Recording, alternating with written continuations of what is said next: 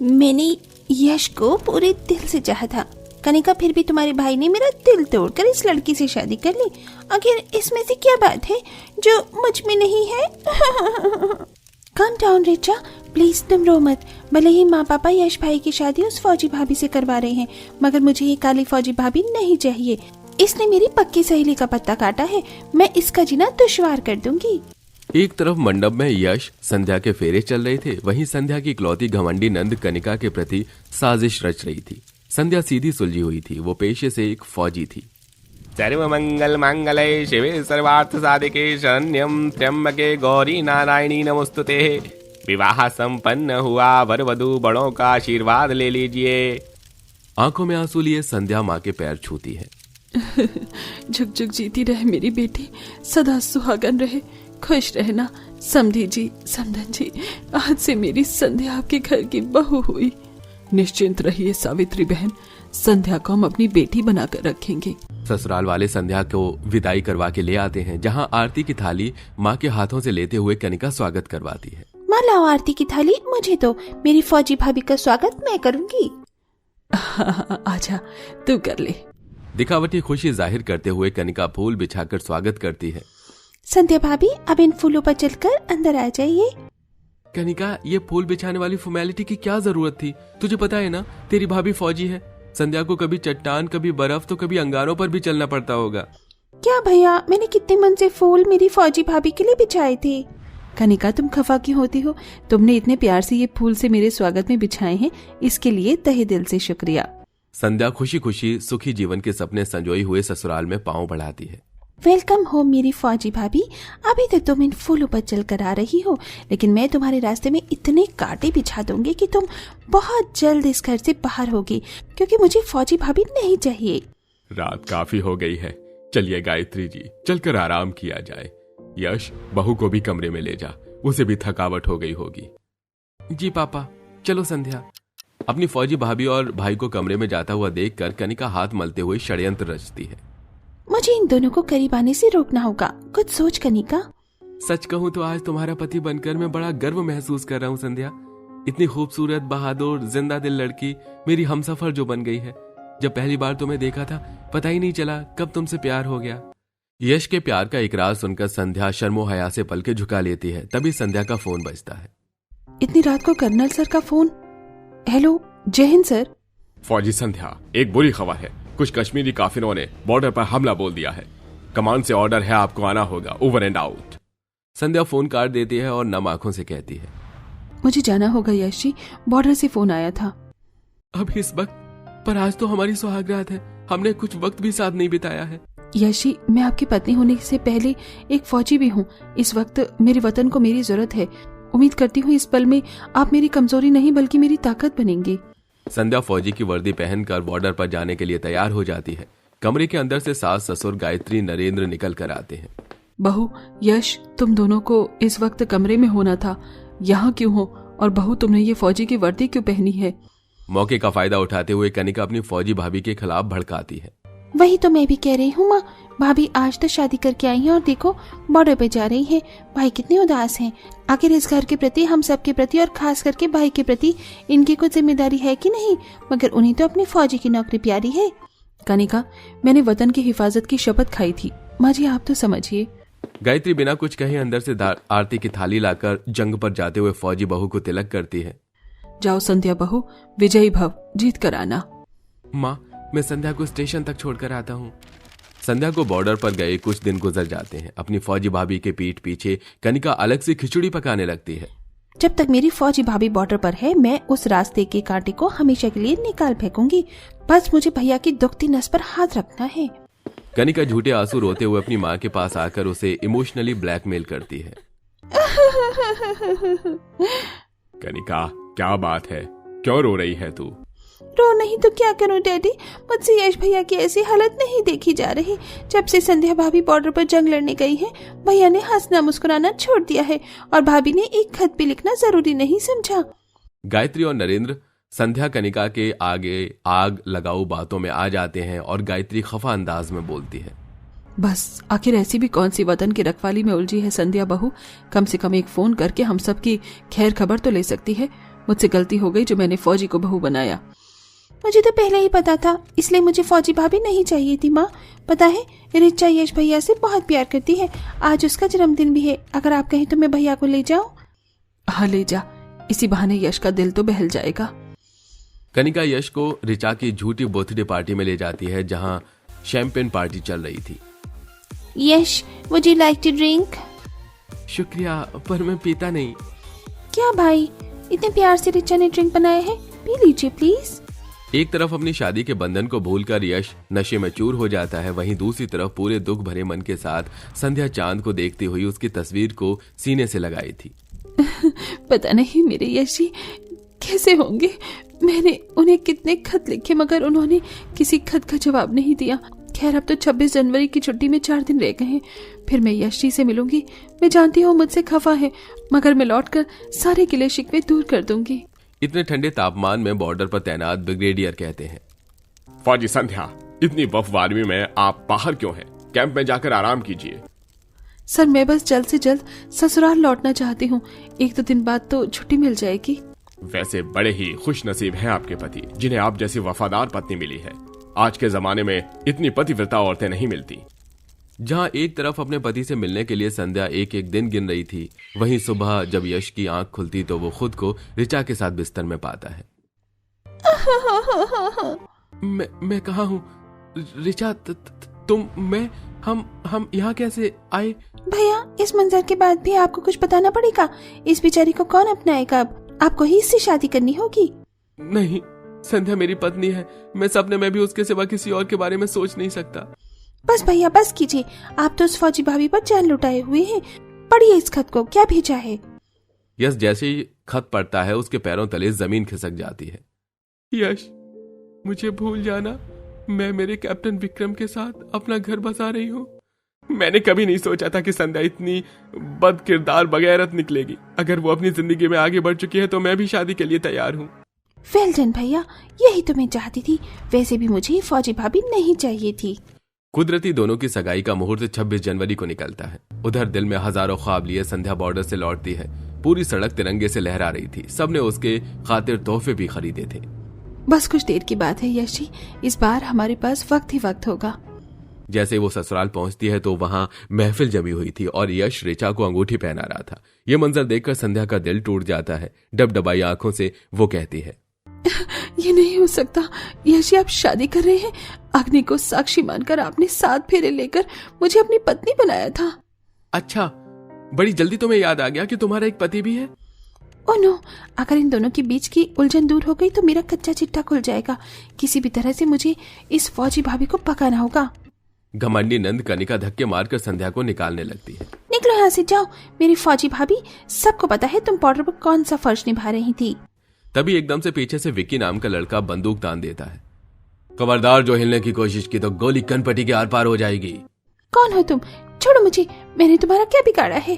तुम अपनी ही फौजी भाभी का घर तोड़वाकर जिसकी शादी अपने भाई से करवा रही हो, मैं उसका बॉयफ्रेंड हूँ, जिसे चीट करके ये रिचा तुम्हारे भाई से शादी कर रही है। मगर मेरा टारगेट तुम हो, न तुम। इसे अपने भाई से शादी करने के लिए फोर्स करती और न ये मुझे छोड़ती। तभी संध्या आहिस्ते से आगे जाती है और विकी को जमीन पर गिराकर बंदूक छीन लेती है। इस बीच गोली संध्या के हाथ के आर पार हो जाती है। यश रोते हुए संध्या को थाम लेता है। नहीं संध्या, नहीं संध्या, आंखें बंद मत करना, मैं तुम्हें अस्पताल ले चलता हूँ। यश जी, मैं आपसे बहुत प्यार करती हूँ। मैंने कभी किसी गैर इंसान का ख्याल भी नहीं किया। भाभी आप मत बोलिए, ये सब मैंने किया है। भैया मुझे फौजी भाभी नहीं चाहिए थी। मैंने आप दोनों के बीच में फूट डाला और ये खत भी मैंने आपको भेजे थे। आज भाभी ने अपनी जान पर खेलकर मेरी जान बचाई है और मैंने इनकी जिंदगी में कांटे ही कांटे भर दिए।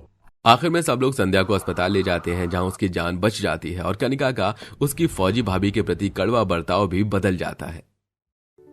मोहिनी बहू, अपने दाएं पैर से कलश गिराकर घर के अंदर प्रवेश करो। बिल्कुल चांद का टुकड़ा लेकर आई हूँ मैं अपने सुधीर के लिए। अरे भाग्यवान, अगर बड़ी बहू की तारीफ हो गई हो तो अपनी छोटी बहू का भी गृह प्रवेश करो। हाँ हाँ कर रही हूँ, सबर नाम की चीज नहीं है आपको भी। शालिनी मुंह बनाकर अपनी छोटी बहू प्रेरणा का गृह प्रवेश करती है कि तभी बाहर से ट्रक के हॉर्न की आवाज आती है। अरे ये घर के बाहर से ट्रक की हॉर्न की आवाज कैसे आ रही है? माँ जी, आप भूल गई कि आपकी बड़ी बहू कितने अमीर खानदान से है। मेरे मम्मी पापा ने ट्रक भरकर दहेज का सामान भेजा है। मोहिनी इतना बोलती है कि तभी कुछ मजदूर दहेज में लाए हुए सामानों को एक एक करके लेकर आते हैं, जिसे देख शालिनी की आंखें फटी की फटी रह जाती हैं। अरे मोहिनी बहू, तेरे माँ बाप ने तो बहुत सारी चीज भेजी है, बेड, अलमारी, वॉशिंग मशीन, टीवी, फ्रिज, सब कुछ। माँ जी, ये तो कुछ भी नहीं है। पता है मैंने अपने दहेज की रसोई में क्या क्या लेकर आई हूँ? ओवन, चांदी के बर्तन और सोने का डिनर सेट, सब कुछ। जरूर पिछले जन्म में मैंने कोई पुण्य का काम किया होगा, जो मुझे इस जन्म में तो जैसी बहू मिली है। किसी की नजर ना लगे मेरी बहू को। वैसे देवरानी जी, तुम क्या लेकर आई हो अपने दहेज में? अरे मैं तो भूल ही गई, तुम्हारी तो औकात ही नहीं है दहेज देने की। भाभी, ऐसा नहीं है, मेरे माँ बाप ने भी मुझे दहेज दिया है। भले ही वो दहेज आपकी हैसियत के मुताबिक ना हो, लेकिन वो मेरे लिए बहुत कीमती है। उन्होंने मुझे मिट्टी के बर्तन, सिलबट्टा, मसाले के डब्बे और थोड़ा अनाज दिया है। ये क्या देवर जी, आपने तो एक भिखारी से ही शादी कर ली। इससे अच्छा तो आप मेरे घर की नौकरानी से कर लेते, इससे ज्यादा ही दहेज लाती है वो भी। इतना कहकर मोहिनी अपनी लव मैरिज वाली गरीब देवरानी प्रेरणा की बेइज्जती करती है और अपने कमरे में चली जाती है। ऐसे ही शादी का दिन गुजरता है और आज दोनों अरेंज और लव मैरिज वाली देवरानी जेठानी की पहली रसोई की रस्म होती है। माता रानी, आज मेरी पहली रसोई की रस्म है। मैं जानती हूँ मेरे और उनके लव मैरिज करने की वजह से बड़ी बहू मुझे कुछ ज्यादा खास पसंद नहीं करती हैं, लेकिन आज मेरी लाज रख लेना। प्रेरणा माता रानी से प्रार्थना कर अपनी पहली रसोई की रस्म के लिए घर में बने किचन में जा रही होती है कि तभी प्रेरणा की अरेंज मैरिज वाली जेठानी मोहिनी उसे रोकते हुए कहती है, अरे रुको रुको, कहाँ अंदर चली? ये रसोई मेरी है, इस रसोई में सिर्फ मैं खाना बनाऊंगी, समझी? भाभी, आपके साथ साथ ये मेरी भी रसोई है और आज हम दोनों की पहली रसोई की रस्म है। अगर आप मुझे किचन में नहीं आने देंगी तो मैं खाना कैसे बनाऊंगी? जैसे गरीब लोग बनाते। तुम भी तो अपने मायके में चूल्हे पर ही खाना बनाती होगी। तुम्हारे गरीब घर में गैस इंडक्शन थोड़ी ना होगा। और वैसे भी मैं जो अपने दहेज की रसोई में सारा सामान लेकर आई थी ना, वो मैंने सब कुछ किचन में सेट कर दिया है। बर्तन, अप्लायंसेस, ओवन, मिक्सर, सब कुछ। मैं अमीर दहेज वाली रसोई में तुम जैसी गरीब को नहीं आने दे सकती। क्या हुआ मोहिनी बहू, सब ठीक तो है ना? देखिए ना माँ जी, ये मेरी गरीब देवरानी मेरी अमीर दहेज की रसोई में आकर खाना बनाना चाहती है। मैं इसे अपनी अमीर दहेज की रसोई में क्यों आने दूं? लेकिन माँ जी, चुप कर तू। क्या कहा मेरी बड़ी बहू ने, तूने सुना नहीं? जा यहाँ से और जाकर बाहर आंगन में खाना बना। अपनी सास और जेठानी की बात सुन बेचारी मोहिनी उदास होकर बाहर आंगन में जाती है और ईंट का चूल्हा बनाकर अपने मायके से लाए हुए मिट्टी के बर्तन, अनाज और कुछ मसाले की मदद से अपनी पहली रसोई का खाना बनाती है। आसपास से गुजर रहे लोग किस तरह से देख रहे हैं मुझे, लेकिन कोई बात नहीं, मैं अपना खाना तो बना कर ही रहूंगी। जहां एक तरफ लव मैरिज वाली गरीब देवरानी आंगन में बैठकर ईंट के चूल्हे पर अपने मायके से लाए हुए थोड़े बहुत दहेज की रसोई के सामान के साथ खाना बनाती है, वहीं अमीर अरेंज वाली जेठानी अपनी मॉडर्न अमीर रसोई में खाना बनाती है और अपने मायके से लाए हुए चांदी के बर्तनों में सभी को खाना सर्व करती है। वहीं गरीब देवरानी मिट्टी के बर्तन में सबको खाना देती है। सभी लोग जैसे ही मोहिनी के हाथ का बना हुआ खाना खाते हैं तो वो खाना किसी को भी पसंद नहीं आता। बहू, ये कैसा खाना बनाया है तूने? ना नमक, तेल, मिर्च, मसाले, ऐसा लग रहा है बस पानी में उबाल कर दे दिया हो। हाँ भाभी, ये पूरी भी बिल्कुल कच्ची कच्ची है, इन्हें तो आप बाहर गाय को ही डाल आइए। इतना कहकर अब सभी लोग जैसे ही लव मैरिज वाली गरीब देवरानी के हाथ का खाना खाते हैं तो उंगलियां चाटते रह जाते हैं। वाह प्रेरणा, बाहर ईंट के चूल्हे पर भी खाना बनाकर तुमने खाने में जान डाल दी। कितना स्वादिष्ट खाना बनाया है तुमने, मजा ही आ गया। पता है 2 साल के बाद मैं इतना अच्छा मटर पुलाव खा रहा हूँ। बहू, तेरे हाथ में तो माँ अन्नपूर्णा का वास है। तू बहुत बढ़िया खाना बनाती है। ये ले तेरी पहली रसोई का शगुन। अपनी गरीब देवरानी की तारीफ और उसे शगुन मिलता देख अरेंज मैरिज वाली जेठानी तो बिल्कुल जल भुन जाती है। मोहिनी बहू, कल मैंने मंदिर में एक भंडारा करवाया है और मैं चाहती हूँ उस भंडारे में बनने वाली खीर तेरे हाथों से बनी हो, तो तू बनाएगी ना? हाँ माँ जी, क्यों नहीं। मैं अपनी अमीर दहेज वाली रसोई में बहुत टेस्टी खीर बनाऊंगी, देखना सभी लोग कैसे उंगलियां चाटते रह जाएंगे। अगले दिन मोहिनी अपनी अमीर दहेज रसोई में जाकर खीर बनाने लगती है, लेकिन इतना सब कुछ होने के बावजूद भी मोहिनी ढंग से खीर नहीं बनाती और सारी खीर जला कर रख देती है। हाय हाय मोहिनी बहू, तूने तो पूरे घर में खीर जलाकर बदबू फैला दी। थोड़ी देर में भंडारा शुरू होने वाला है, अब हम लोगों को क्या खिलाएंगे। शालिनी इतना बोल ही रही होती कि तभी गरीब देवरानी अपने ईंट के चूल्हे पर बनाई हुई खीर का पतीला लेकर घर में आती है। मैंने पहले ही खीर बनाकर रख दी थी, आप थोड़ी चख लीजिए, सब कुछ ठीक तो है ना?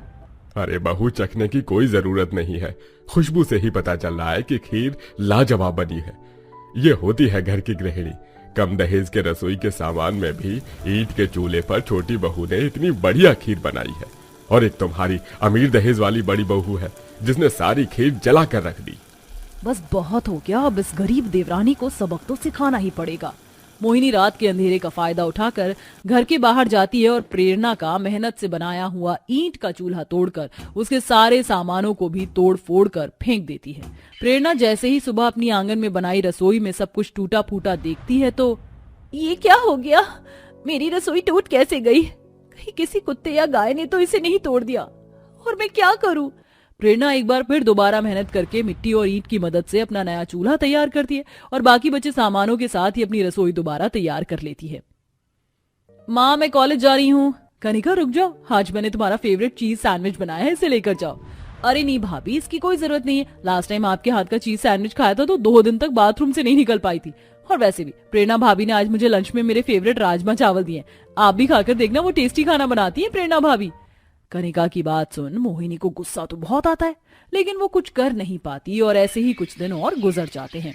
आज हमारे बॉस आने वाले हैं, इसलिए तुम दोनों को उनके लिए बहुत अच्छा खाना बनाना पड़ेगा। अब तुम्हारा खाना ही हमारा प्रमोशन करवा सकता है। आप फिक्र मत कीजिए, मैं इस बार बहुत टेस्टी खाना बनाऊंगी। मोहिनी अपनी अमीर दहेज की रसोई में ऑनलाइन रेसिपी देख देख कर तरह तरह की डिशेस बनाती है और अपने पति के बॉस के आते ही उन्हें सोने के सेट वाले बर्तन में खाना परोसती है। खाकर बताइए ना कैसा बना है, मैंने सब कुछ आपके पसंद का बनाया है। राजवीर जैसे ही मोहिनी के हाथ का खाना खाता है तो फौरन निवाला थूक देता है। अरे हाय, ये कैसा खाना बनाया है आपने? इससे वाहियात खाना मैंने पहले कभी नहीं खाया। आपको ये पसंद नहीं आया? आप ये खाकर देखिए, ये तो बहुत टेस्टी है। मोहिनी राजवीर को जबरदस्ती सब्जी खिलाने लगती है जिससे सब्जी जाकर राजवीर के कपड़ों पर गिरती है। Are you mad? जानती हो तुमने मेरा कितना महंगा कोट खराब कर दिया? सुधीर, अब तुम्हारा प्रमोशन नहीं बल्कि डिमोशन होगा। राजवीर वहां से जाने लगता है कि तभी प्रेरणा हाथों में खाने की थाली लिए आती है। प्लीज रुक जाइए, भाभी की तरफ से मैं आपसे माफी मांगती हूँ। एक बार आप मेरे हाथ का खाना खाकर देखिए, ये सच में आपको पसंद आएगा। Please sir, please. प्रेरणा के कहने पर राजवीर जैसे उसके हाथ का बना हुआ चूल्हे का देसी खाना खाता है तो वो उसे बहुत ज्यादा पसंद आता है। आपने तो मुझे मेरे गांव की याद दिला दी। मेरी दादी बिल्कुल ऐसा ही खाना बनाती थी। टेंशन मत लो, अब तुम्हारा प्रमोशन ही होगा। कल मेरे कैबिन में आकर अपना प्रमोशन लेटर ले जाना। राजवीर के जाते ही सुधीर अब मोहिनी पर चिल्लाने लगता है। तुम्हारा दिमाग तो खराब नहीं हो गया है? तुम्हारी आज एक गलती की वजह से ये जॉब मेरे हाथों से जा सकती थी। माँ, आपने कैसी लड़की से मेरी शादी करवा दी? सही कह रहा है सुधीर बेटा, मेरी ही गलती थी जो इस नकारा को मैं अपने घर की बहू बनाकर ले आई। दहेज तो भर भर कर लाई है, लेकिन काम इसे एक भी नहीं आता। सभी को यूं अपनी जेठानी को सुनाते देख प्रेरणा से रहा नहीं जाता और वो, अरे बस भी करिए आप लोग, बोलने की भी हद होती है। माँ जी, आप तो अपनी बड़ी बहू की गुणगान गाती थी ना, तो आज क्या हुआ? आज वो आपके लिए इसलिए बुरी हो गई क्योंकि उन्हें खाना बनाना नहीं आता। और जेठ जी, आपको कोई हक नहीं बनता कि आप सरेआम अपनी पत्नी की यूं बेइज्जती करें। आज नहीं तो कल वो खाना बनाना सीख जाएंगी। प्रेरणा, मैंने तुम्हारी इतनी बेइज्जती की, ताने दिए, यहाँ तक कि तुम्हारी रसोई को भी तोड़ दिया, उसके बावजूद भी आज तुम मेरी साइड ले रही हो। मैं कितनी गलत हूँ प्रेरणा, मुझे माफ कर दो। अपनी जेठानी को अपने सामने यूं हाथ जोड़ता देख प्रेरणा मोहिनी के हाथों को पकड़ लेती है और अब दोनों देवरानी जेठानी के बीच के मनमुटाव भी हमेशा के लिए खत्म हो जाते हैं। जिसके बाद अब दोनों देवरानी जेठानी अपनी अपनी दहेज की रसोई के सामान के साथ एक ही रसोई में मिलजुल कर हंसी खुशी खाना बनाती हैं।